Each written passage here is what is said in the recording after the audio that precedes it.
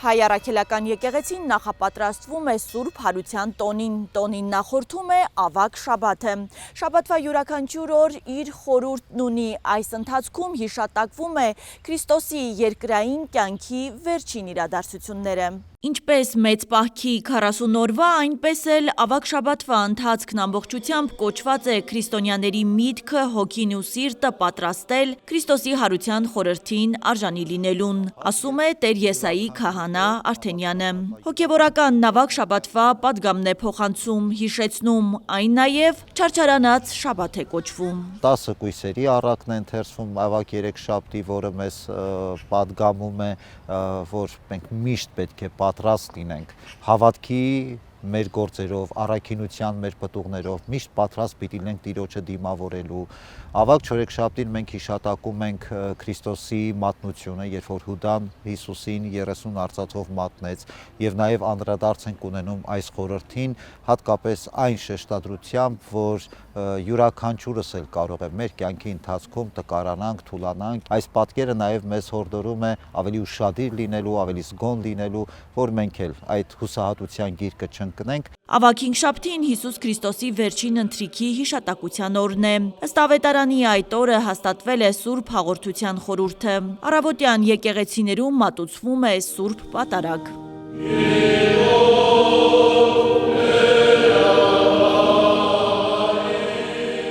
Յուրաքանչյուր կիրակի այդ նույն խորհրդով մեր բոլոր հայ առաքելական բոլոր եկեղեցիներում մատուցում է Սուրբ Պատարագ,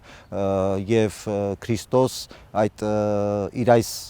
օրինակով մեզ տալիս է իր հավիտենական ներկայության պատգամը մեր կյանքում։ Յուրաքանչյուր քրիստոնյայի համար կենսական ու կարևոր է մասնակցել պատարագների եւ Սուրբ Հաղորդություն ստանալ։ Ավագ հինգշաբթի մենք նաև մեկ կարևոր խորհրդի ենք անդրադառնում, Ոտըլլվայի խորհուրդը, որը ավետարանական պատմությունից գիտենք, որ Հիսուս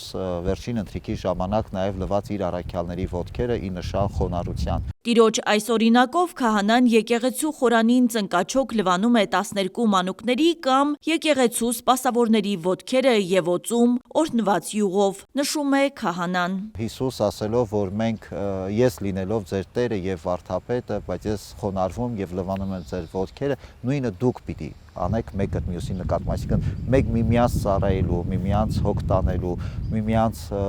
կարեկից լինելու եւ խոնարհությամբ մեր մարդկային կյանքում մեր հարաբերությունները կառուցելու։ Այս շատ կարևոր ու կենսական պայման է կրկին յուրաքանչյուր քրիստոնյայի համար։ Ավագ հինգշաբթի արդեն երեկոյան, երբ որ ըստ եկեղեցական տոնացույցի օրը փոխվում է եւ սկսվում է ավագ ուրբաթի խորհուրդը, կատարվում է խավարման կարգը, որը որ Քրիստոսի այդ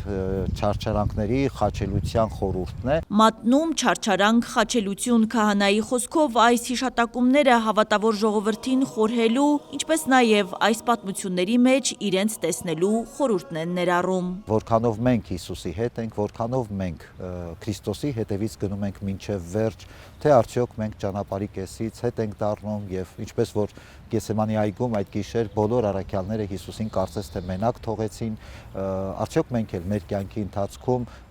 Տիրոջը մենակ ենք թողում, թե պատրաստ ենք մինչև վերջ Քրիստոսի կողքին լինելու եւ իր հետ քայլելու։ Ավագ ուրբաթ եկեղեցիներում զարդարվում է Քրիստոսի խորհրդանշական գերեզմանը ծաղիկներով եւ մարդիկ գալիս են այդ խորհրդանշական գերեզմանից իրենց օրհնությունը ստանալու, ընթերցվում են Քրիստոսի խաչելության ու թաղման ավետարանական հատվածները։ Հայ առաքելական եկեղեցին ավագ շաբաթ երեկոյան պատրաստվում է ճրագալույցի Սուրբ Պատարագին, որից հետո մարդիկ հաղորդություն ստանալով պահքից դուրս են գալիս։ Սկսվում են զատկական տոնակատարությունները։ Քրիստոսի հարության հաղթանակը մեր բոլորի հաղթանակն է եւ հոգեվոր այս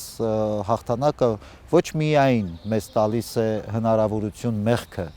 մեղքին կամ չարին պարտության մատնելու, այլ մեր կյանքը դրանից հետո աստվածային լույսով եւ աստվածային օրհնությամբ ապրելու, մեր հայացքը ուղղելով դեպի հավիտենականություն։ Այս տարի Սուրբ Հարության տոնը Զատիկը Հայ առաքելական եկեղեցին կտոնի ապրիլի 20-ին։ Հասմիկ Ֆահրադյան, Կարապետ Կարապետյան, Արմալուր։